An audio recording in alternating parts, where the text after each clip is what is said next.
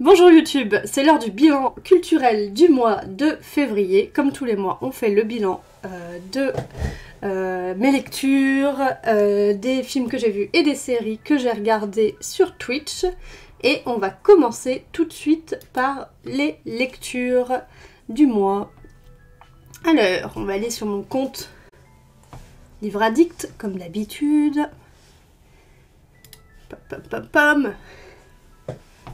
On va tout de suite commencer avec le roman que j'ai fini, qui est le tome 2 de la trilogie de la poussière, qui s'appelle La communauté des esprits, écrit par Philippe Pullman et publié chez Gallimard. C'est Gallimard qui publie, oui, Gallimard Jeunesse. Qui est du coup la suite et le préquel, enfin une autre saga qui se passe dans l'univers de À la croisée des mondes. Dans le tome 1, on était... on était vraiment au moment de quand Lyra est bébé, donc Lyra, le personnage principal de À la croisée des mondes. Et du coup, c'est un préquel, La Belle Sauvage. Et le tome 2, du coup, La communauté des esprits, ça se passe combien d'années plus tard, elle a 20 ans, donc elle a 12 ans, je crois, dans À la croisée des mondes, donc 8 ans plus tard, quelque chose comme ça. Après la fin de la trilogie À la croisée des mondes. Donc on va la retrouver en froid avec son démon Pantalémon. Et voilà, et il va se passer une séparation, un voyage en Asie, et des mystères plus ou moins mystérieux autour de la poussière, comme d'habitude, de roses extraites dans un pays visiblement du Moyen-Orient, etc. Alors... Moi, je fais partie des gens qui ont beaucoup aimé La Belle Sauvage. J'ai énormément aimé. J'ai trouvé qu'il y avait vraiment une atmosphère très... pas douce, parce qu'il se passe pas forcément que des choses très agréables, mais une atmosphère très semblable à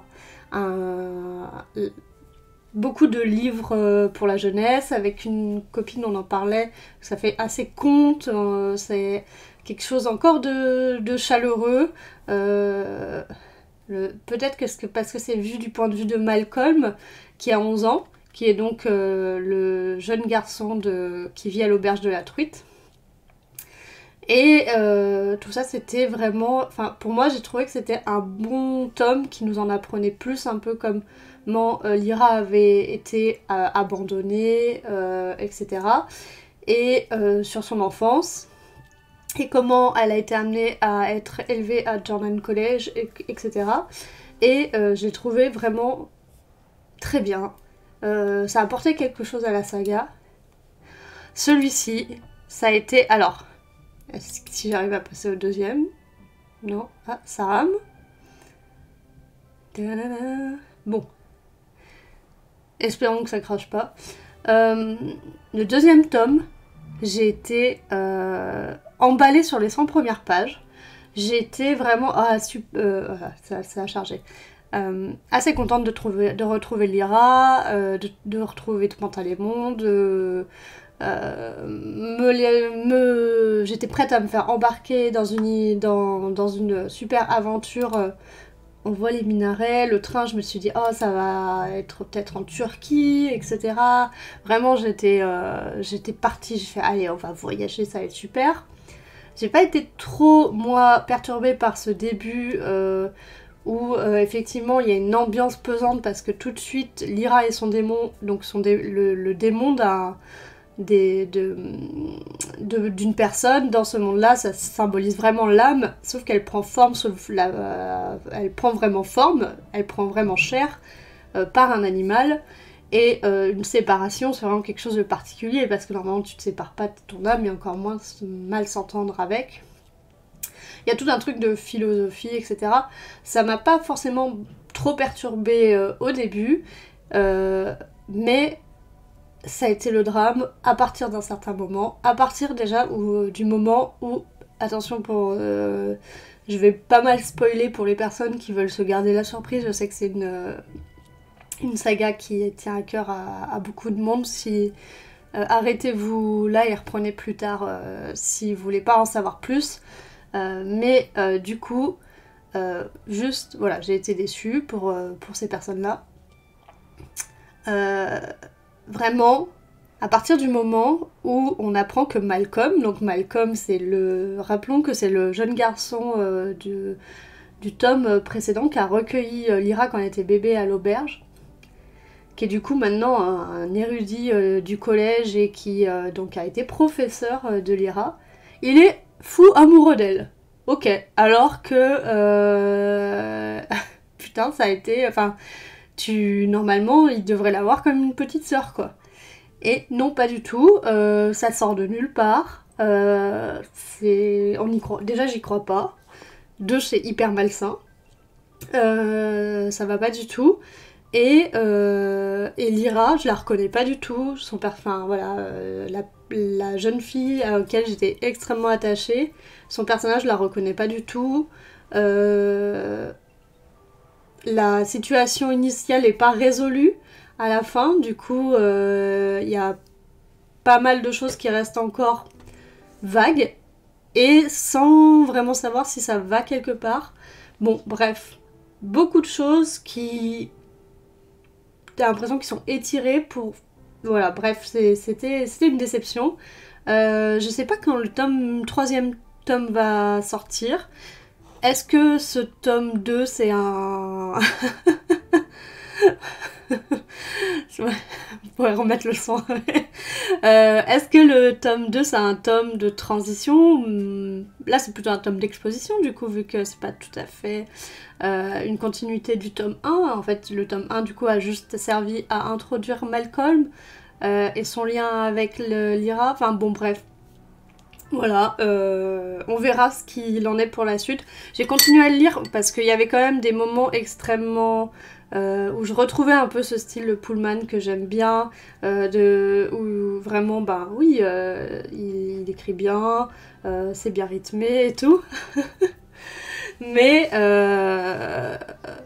donc il y avait des petits chapitres comme ça où ça s'enchaînait bien, il se passait des choses, je trouvais que c'était intéressant, mais dans la globalité j'ai été déçue. Et le reste, vu que je vous parlais plus que de BD, BD et manga, je vous ai gardé que le haut du panier de mes lectures du mois pour, pour un petit peu contrebalancer cette déception. Hop, donc Fabien Toulmé nous sort une nouvelle BD, enfin une nouvelle BD, 1er juin 2022, mais je pense pas qu'il en est sorti depuis. Ping, ping. Ah, ça c'est jeunesse. Donc Fabien Toulmé, il nous a fait pas mal de BD qui ont très bien marché, dont l'Odyssée d'Hakim. Il nous a fait... Les Deux Vies de Baudouin, Suzette ou le Grand Amour. En gros, ça... Ah, Ce n'est pas toi que j'attendais. Celui-là, je l'ai lu aussi. Hop. Il a fait pas mal de livres qui ont très très bien marché chez Delcourt. Et il revient avec du reportage. Un peu comme il avait fait avec l'Odyssée d'Hakim, c'était du reportage. Là, c'était plutôt d'écrire le récit... d'un migrant. Là, c'est du coup les reflets du monde, ça va être à chaque fois des tomes sur 3, je pense, reportages à chaque fois sur une thématique. Donc là, c'est sur En lutte.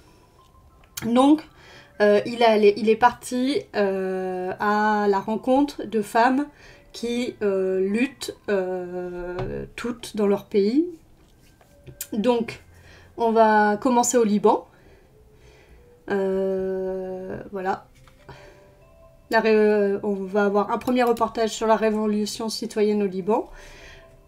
Une lutte d'une favela brésilienne contre un projet immobilier qui veut raser en partie une favela et faire complètement bouger une population, et l'engagement d'une militante féministe au Bénin qui va faire en partie de l'éducation sexuelle, de l'éducation populaire vers les jeunes filles, vers même un peu tout le monde, etc. Et c'est très bien, c'est toujours... Je trouve que Fabien Toulmé, il a bien trouvé comment se représenter, mais garder un peu une distance aussi, et mettre en avant les personnes qui parlent. C'est toujours très clair. Voilà. Franchement, si vous aimez la BD de reportage, c'est sympa.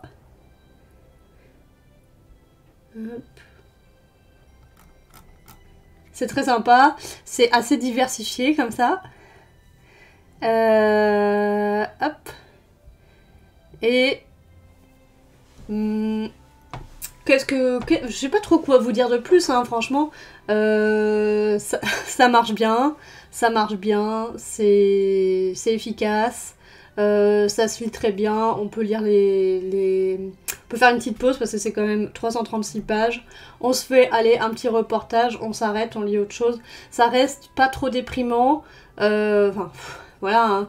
C'est pas trop déprimant, ça parle de trucs pas très sympas à chaque fois, mais il arrive à avoir ce ton où il arrive à nous informer des choses tout en gardant ce trait un petit peu léger qui fait que là c'est pas trop déprimant.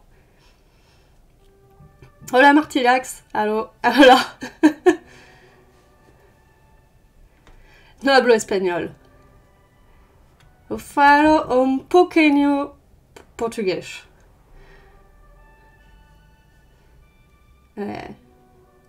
Et voilà. Bon, bref, en lutte, c'est très bien. J'ai hâte de voir un petit peu sur quel sujet il va partir après, Fabien Toulmé.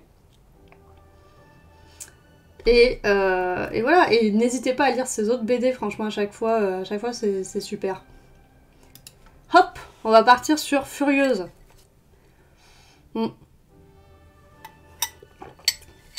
Furieuse, une BD de Geoffroy Monde et Mathieu Burnia. Il a fait quoi?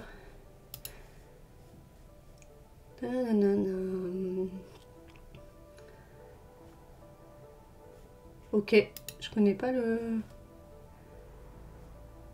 Je connais pas les autres choses qu'il a fait.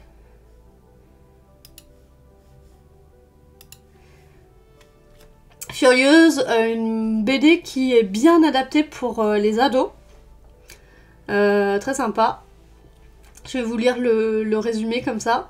Le roi Arthur, celui de la légende, un vieil ivrogne décrépit qui passe ses journées vautré sur son trône. Sa gloire désormais bien lointaine, il la doit à l'épée magique que Merlin lui a forgée pour terrasser les hordes de démons venus envahir le royaume de Pendragon. L'épée magique, on la voit là. Ah, il y a Ronron, regardez. Devenu témoin de sa déchéance, l'arme enchantée s'ennuie ferme tandis que la princesse Isabelle fulmine car son débris de père l'a promise en mariage à l'ignoble petit baron de Cumbre. Toutes deux bien décidées à se trouver un meilleur destin, Isa et l'épée s'allient pour fuir le château et partir à la recherche de Merlin et de Maxine, la grande sœur disparue. Mais le vaste monde peut se montrer bien cruel pour une princesse qui n'a connu que la vie de palais. Thanks for the follow, Martilax. Thanks. Vaste monde peut se montrer bien cruel pour une princesse qui n'a connu que la vie de palais et les intentions de l'épée sont peut-être moins nobles qu'il n'y paraît. Suspense, suspense. Donc Furieuse, vraiment une BD, elle est super. En 229 pages, je sais, une BD assez épaisse, un bon format. Mais ça se lit super vite.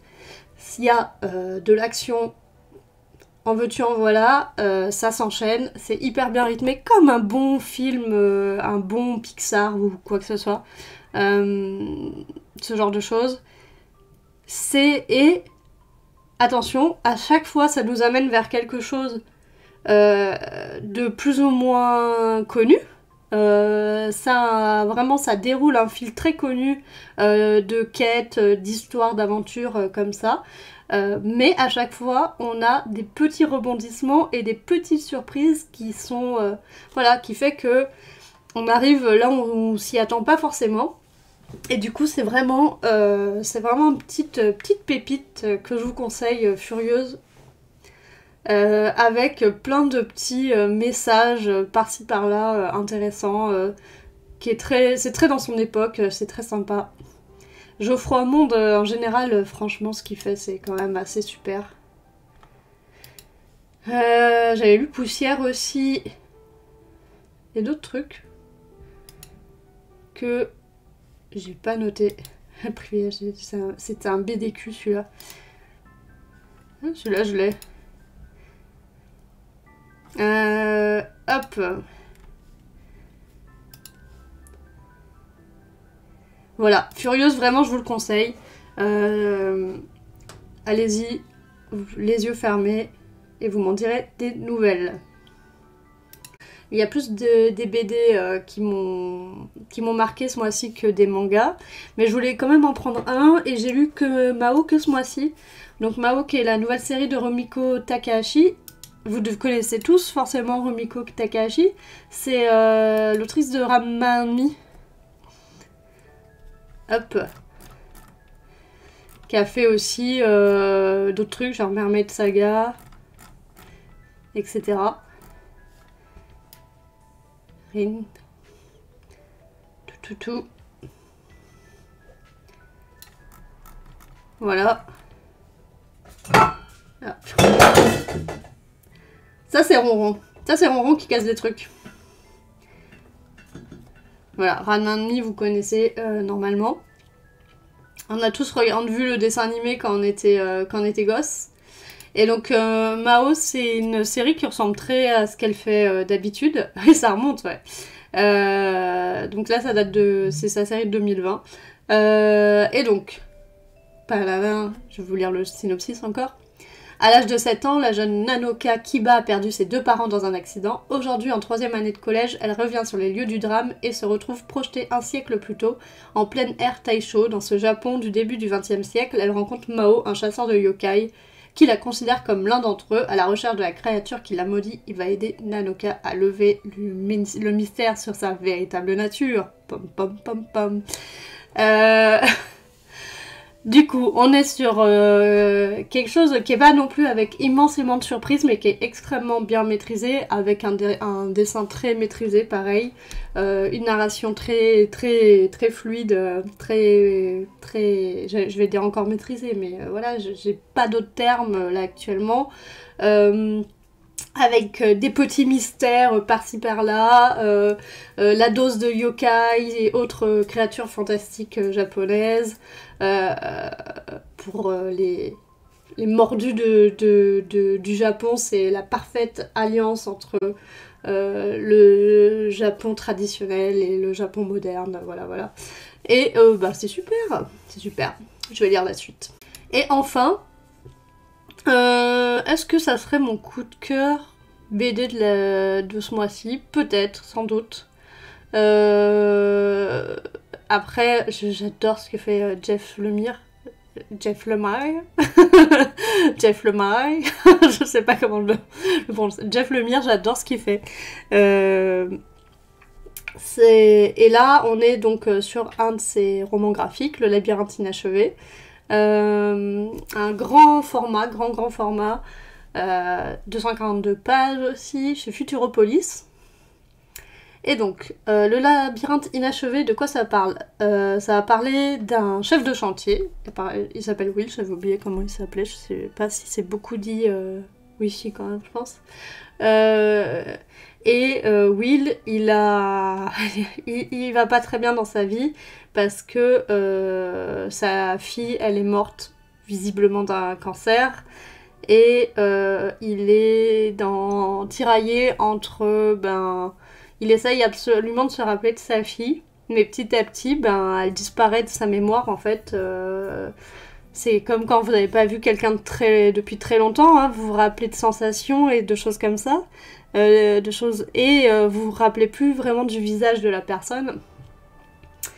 Et ben là, c'est un peu son cas.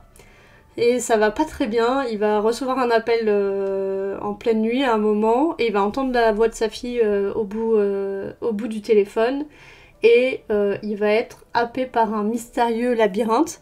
Il va se rappeler que sa fille, elle était fan de labyrinthe, les trucs dans les magazines, là, quand vous avez des jeux où il faut trouver la sortie. Elle était fan de ça, et il va vraiment plonger dans ce labyrinthe. Vraiment, genre, littéralement. Il va littéralement plonger dans le labyrinthe. Et on va être entre un truc, effectivement, entre fantastique, là c'est écrit, ou le surnaturel côtoie le réel, c'est vraiment ça. Et ça parle de Haruki Murakami, dans la BD, ça en parle aussi. Et c'est vrai que c'est un peu cet aspect-là, de IQ84 ou d'autres... ou un Q84 d'ailleurs plutôt, ou d'autres romans de Murakami où on se sent ce truc très paranormal, surnaturel, mais qui est très métaphorique, un truc pour archi banal du coup, et c'est poignant, et c'est toujours hyper délicat et fin, comme sait le faire Jeff Lemire. Et il a fait pas mal de choses très difficiles. J'ai pas... il faut que je continue à Thunder. Il a fait Descender, qui est de la SF vraiment superbe. Moi qui suis pas une grande spécialiste de SF. Et ça, j'ai lu, la Gideon's Falls. Il a fait beaucoup de choses hein, pour du comics. Hein. Il a beaucoup... c'est lui qui a fait Sweet Tooth, que j'ai pas lu. Il y a une série de Netflix. Et par exemple, Essex County, c'est vraiment... Ça, c'est vraiment une pépite. Et je crois que ça parle un peu de sa vie, de gamin dans l'Ontario. Non. Oui, je sais plus où il vit. C'est ça, hein, je crois.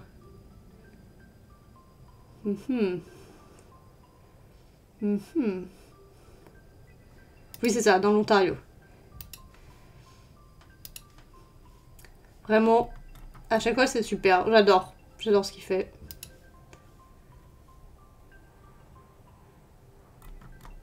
Donc, bon, voilà. Si vous êtes adepte de ce genre de récit, let's go, allez-y. Après, si vous aimez pas...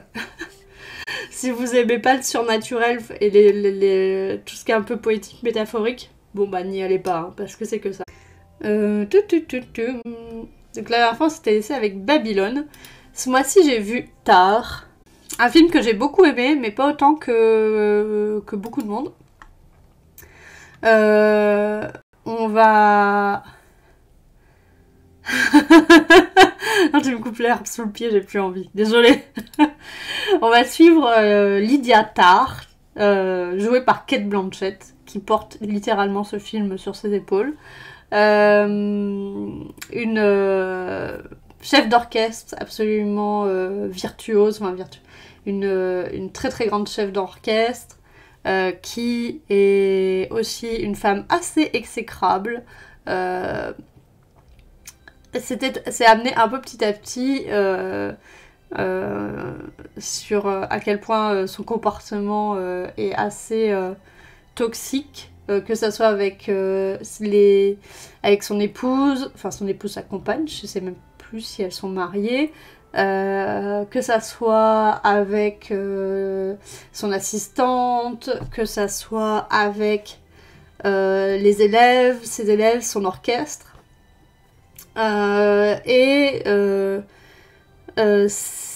On voit à quel point cette personnalité, elle fascine toutes les personnes qu'il y a autour d'elle, à quel point elle a elle a un comportement où ça va pas du tout, qui est un peu très proche d'une masculinité en fait, et c'est une femme qui prend de la place quoi, et qui a dû probablement s'imposer dans cet univers où c'est une des seules femmes qui domine dans le milieu des... Enfin voilà, qui a une place dans un grand orchestre et tout. Et pas de remplaçante, etc. Quel sacrifice du coup ça a dû être, comment en fait comment ça induit un certain comportement aussi peut-être et c'est par plein de petites choses assez subtiles, assez bien amenées et ça va être un petit peu aussi une descente un peu, un moment aux enfers pour elle, parce qu'il va se passer petit à petit des choses qui vont se retourner contre elle, des choses dont elle abusait, de son pouvoir, etc. Et c'est très oppressant. Au niveau du son, c'est très très fort. L'image aussi est très froide et tout va parfaitement bien ensemble. Après, voilà, comme Cate Blanchett, elle est absolument magistrale, elle est tellement froide, etc. Elle incarne ce rôle à la perfection. Pas forcément le film qui va vous mettre de bonne humeur, quoi, du coup. Un film pour peut-être les mélomanes, je sais pas, ou en tout cas pour les personnes pour qui le son c'est vraiment très important au cinéma. Moi, c'est vraiment le truc que j'ai apprécié dans ce film.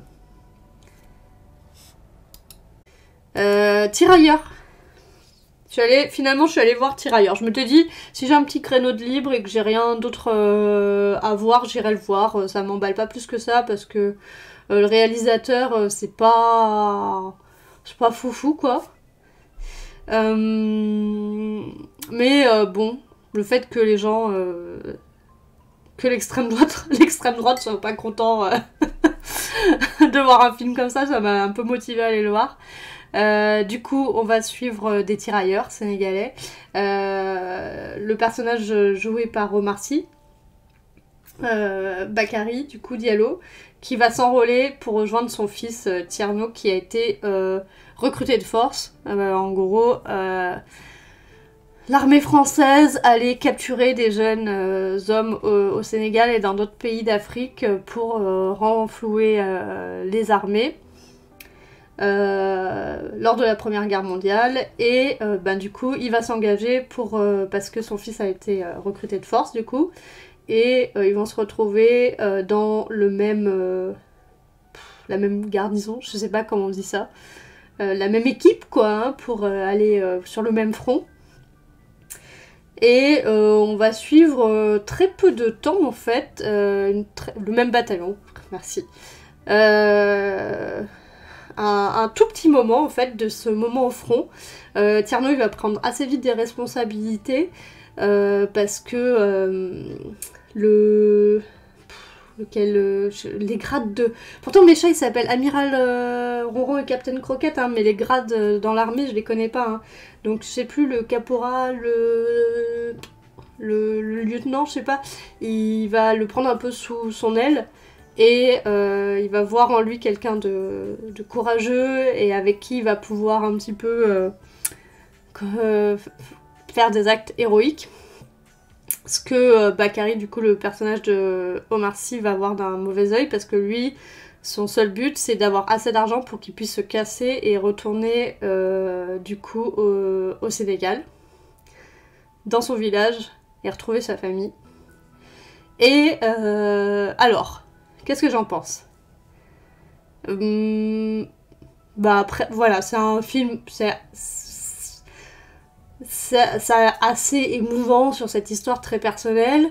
Moi j'ai trouvé ça assez dommage, c'est que c'est vraiment une toute petite histoire, un tout petit moment sur la vie de Bakary et de Tierno, et ça n'a pas une envergure à raconter la vie de tous les tirailleurs, ce qui n'est pas non plus le but. Et du coup, tu peux, pour des personnes qui n'ont pas du tout de connaissances à ce sujet, bah, tu te dis, ah ouais, ils étaient quand même, ils étaient en relais de force et des choses comme ça, ils y sont pas allés de leur plein gré. Donc il y a des petites choses comme ça qui font que ça peut te sensibiliser à certains sujets et tout. Mais ben, du coup, ça n'a pas une envergure non plus folle. Du coup, c'est assez sympa. C'est assez... Il y a quelqu'un qui m'a dit, ouais, je crois que ça montre un peu la guerre de façon un peu propre. Non, non, c'est un peu crado, il n'y a pas de souci là-dessus. Sur des petits détails, en fait, tu peux y prendre quelque chose, mais je trouve que ça n'a pas une envergure à montrer énormément de choses de la vie de ces tirailleurs. C'est pas une grande fresque sur tout. Enfin voilà, c'est vraiment une histoire de ces deux personnages-là et c'est tout. En fait, on pourrait dire que ces deux personnages-là, ça aussi reflète une histoire de énormément de monde. Mais pour moi, ça n'a pas eu cette senteur-là. Et le deuxième point négatif, c'est que la réalisation, elle est pas folle, quoi. Elle est pas folle. Mais bon. Je trouve que c'était quand même... Après, c'est quand même sympa de mettre à l'honneur autant de voir autant de soldats noirs en même temps à l'écran. Quelque chose que tu vois jamais, en fait, alors que ça existait. Ça, pour le coup, ça vaut le coup. Donc, le film a le mérite d'exister, mais c'est pas la folie. Et enfin, mais bon, c'est pas une purge comme... Voilà.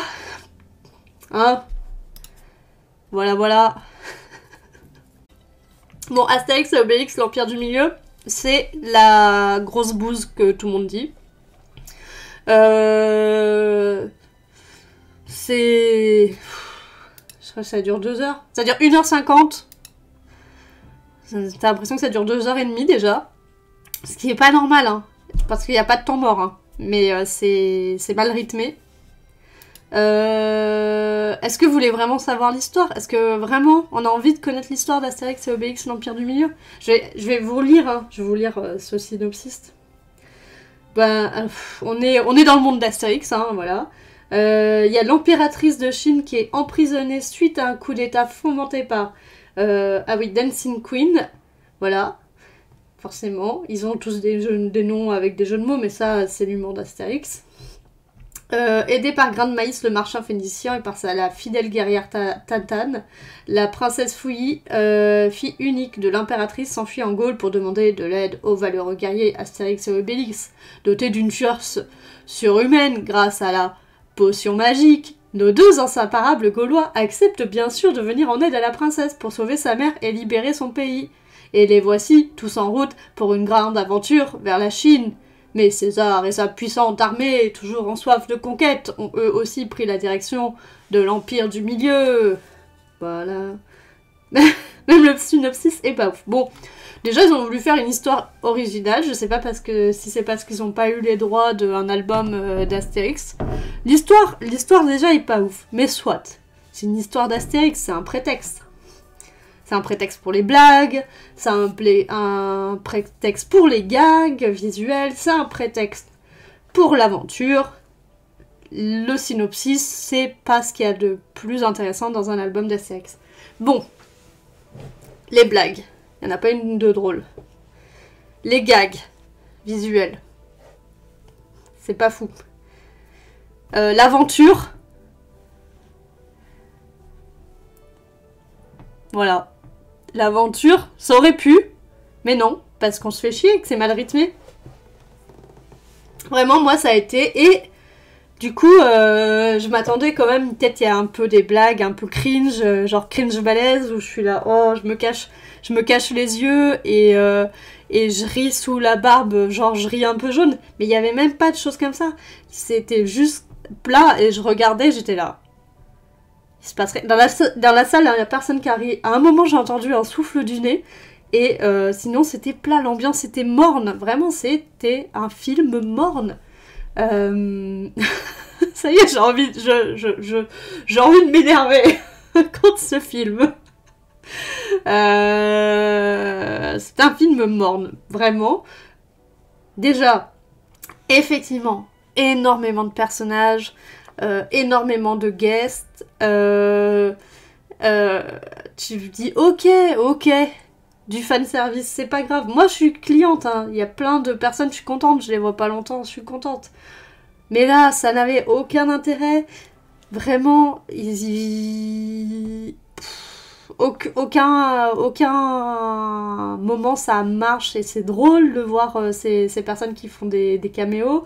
Des personnages qui auraient pu être sympas, bah ils reviennent pas, ils sont là tellement peu de temps que t'as pas le temps d'avoir un truc un peu sympa, un petit peu d'échange, un peu de ping-pong, enfin voilà, ou de t'attacher à un personnage, d'avoir envie de...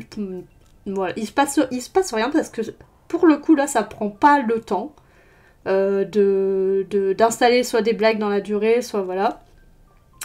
Je sais pas comment vous dire. Et quand je suis sortie de la salle, je me suis dit, j'ai l'impression que la personne qui a le mieux joué dans ce film, c'est Gilles Lellouche. Bon, moi j'ai rien contre Gilles Lellouche, hein, mais quand tu te dis que dans un film, la personne qui a le mieux joué, c'est Gilles Lellouche, tu te dis, on n'est pas sur le haut du panier dans les films. Non, les acteurs, ils sont à côté de la plaque, hein.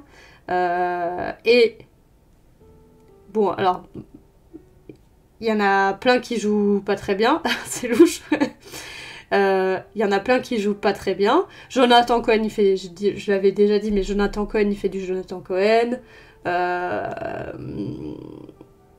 Vincent Cassel, c'est une caricature de lui-même. Marion Cotillard, n'en parlons pas. Et Guillaume Canet. Guillaume Canet n'est pas dans le même film que les autres. Guillaume Canet ne joue pas avec les autres, j'ai l'impression. Voilà. Astérix, c'est dans son propre film. Ils sont pas sur le même... Enfin, tout le monde joue un peu dans son film à soi, quoi, j'ai l'impression. Mais alors lui, c'est particulier, quoi. Il n'y a pas d'échange, t'as l'impression, avec les autres acteurs, quoi. Il n'y a pas de feeling, il n'y a pas d'osmose, il n'y a pas de timing, il y a... Voilà, c'est un peu... Voilà, c'est triste. C'est navrant et ça a coûté beaucoup trop cher. Je suis navrée que ça soit des films comme ça qui aient autant de budget. Après, voilà, tu vois, il y a un peu du décor, il y a des costumes, il y a des effets spéciaux. Bon, après, si les costumes, c'est pour les voir porter 30 secondes par quelqu'un à l'écran parce qu'il passe et qu'il s'en va tout de suite, c'est pas la peine. Enfin, moi, je trouve que c'est vraiment de l'argent gâché. Il y a un paquet de sponsors, hein, par contre. Là, c'est avec toutes les chaînes de télé du monde et voilà. Ouais. Franchement, épargnez-vous 2 heures de votre vie, 1h50, et n'allez pas voir Astérix et Obélix, l'Empire du Milieu, vous en porterez que mieux. Il y a énormément d'acteurs sous le casting. Donc Gilles Lellouche qui joue Obélix, hein. C'est le seul qui a compris son personnage. Après, si j'abuse, genre il y a Manu Payet que j'aime bien. Mais voilà quoi. Voilà. José Garcia, à la limite. José Garcia, il est pas trop mal quoi. Il donne ce qu'il peut. Alors, pareil, Ramsey, il fait du Ramsey quoi. Jonathan Cohen, il fait du Jonathan Cohen.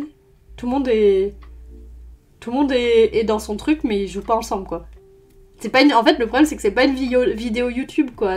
C'est un film qui a engendré énormément d'argent. Je sais pas s'il va réussir à rentrer dans ses frais, mais voilà, faut...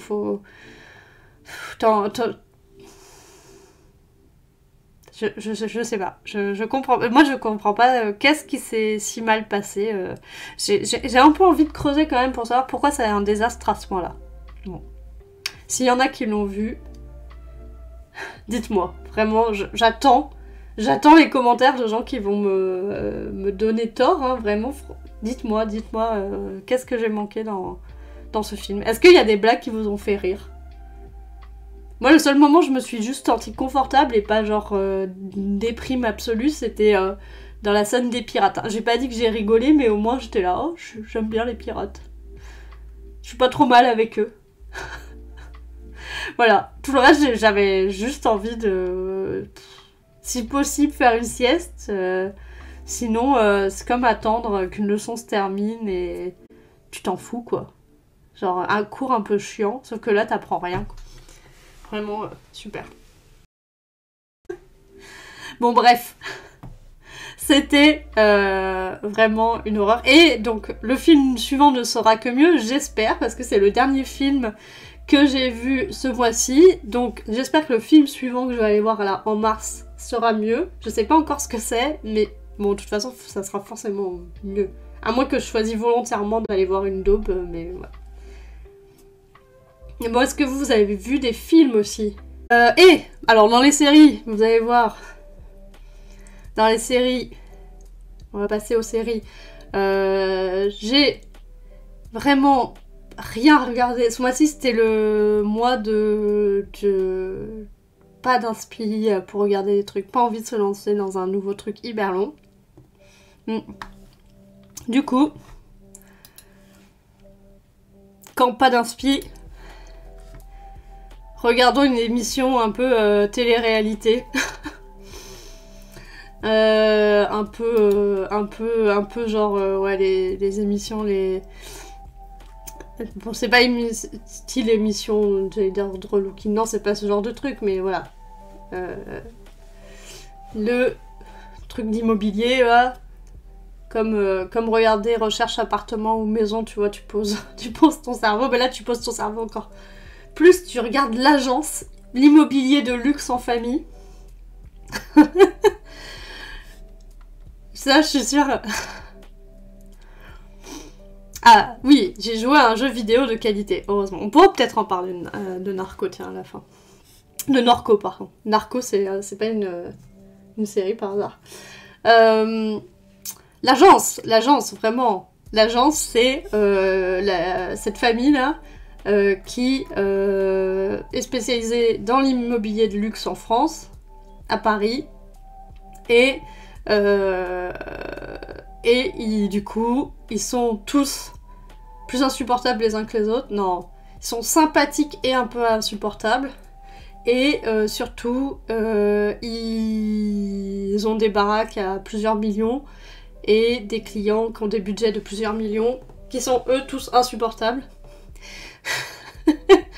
Et si vous aimez faire un peu de hate watching, si vous aimez critiquer les riches, c'est parfait. Vraiment, regardez l'agence. Et si vous aimez les maisons trop chères, les apparts trop chers, regardez ça. Vraiment, c'est le genre de truc, tu pousses ton cerveau. Tu regardes des apparts où des gens, ils ont 10 millions et ils sont là. Ah, oh, faudrait faire des travaux là, faudrait faire un coup de peinture. Oh, non, c'est chiant. Putain, mec, t'as 10 millions. C'est comme si c'était toi qui allais faire la peinture, quoi. C'est assez surréaliste. Moi, je me tape des barres. J'aime bien me moquer des riches, hein, écoutez, chacun ses petits plaisirs. Ah là là, voilà. Donc ça c'est le truc posage de cerveau. Et attention, en préparation, je vous ai déjà parlé de Ted Lasso. Je pense que je vous ai déjà assez parlé de Ted Lasso. En préparation de la saison 3 qui arrive là, bientôt, là, en mars, la mi-mars, on se refait Ted Lasso, donc déjà terminé la saison 1. On a commencé la saison 2. C'est jusqu'à l'épisode de Noël. Ted Lasso, le coach entraîneur de football américain qui vient du Kansas et qui débarque à Londres pour coacher l'équipe de Richmond et qui est plein de bonne volonté et plein de bonne humeur et qui par contre ne connaît absolument rien au foot et du coup ça met plein de situations assez hyper rigolotes. C'est une série avec des épisodes de 30 minutes, ouais c'est ça. 10 épisodes, la saison 1 de 30 minutes, mais allez-y, regardez, ça va super vite. C'est que de la bonne humeur et c'est à la fois... C'est vraiment genre un petit cocon, on s'y sent bien et en même temps, il y a des petites choses tragiques, ça nous met la petite larme à l'œil, vraiment, c'est fin, c'est parfait, c'est formidable, c'est Ted Lasso et Ted Lasso, vraiment... C'est une des meilleures séries de ce format-là que j'ai vu depuis pas mal d'années, franchement. En tout cas, c'est ma petite, la Ted Lasso thérapie exactement. C'est un petit bonbon de douceur. C'est mon petit cocon. J'adore et j'ai hâte de voir la saison 3. Et du coup, c'est Jason Sudeikis qui joue Ted Lasso, qui a créé la série, qui écrit. Et du coup, lui, c'est un mec de la comédie. Je voulais vous dire des trucs précis. Mais... Voilà, du SNL et tout, qui a pas mal participé au Saturday Night Live du coup, et qui donc a créé Ted Lasso, et co-créé, et qui donc joue Ted Lasso, le personnage principal, et co-créé avec Bill Lawrence. Bill Lawrence qui est le créateur de Scrubs. Voilà, la série très connue Scrubs. Qui a fait d'autres séries aussi. Donc, excellent duo. Vraiment, je vous recommande Ted Lasso. C'est super. Et, effectivement, comme l'a très bien dit Archibanal, on a fait autre chose. Oui, je voulais qu'on regarde après le trailer de la saison 3. Je vais noter. On a joué à Norco. En live, il y a toutes les rediffs sur ma chaîne Twitch. Et Norco, petite pépite d'écriture. Hop, j'ai terminé ce jeu. Norco, petite pépite d'écriture. Donc c'est un point and click. Et on va être à Norco, dans la ville de Norco. La banlieue miteuse et les marécages industrialisés d'une Louisiane dénaturée.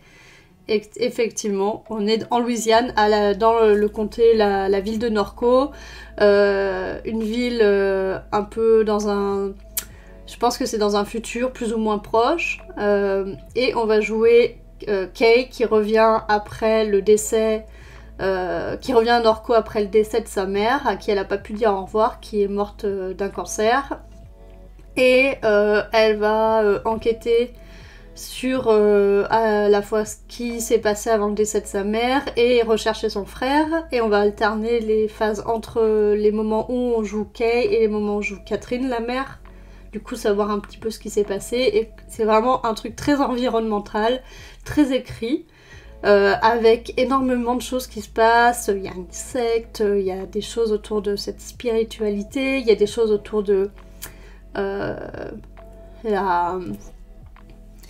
l'usine, la raffinerie, parce que c'est un environnement où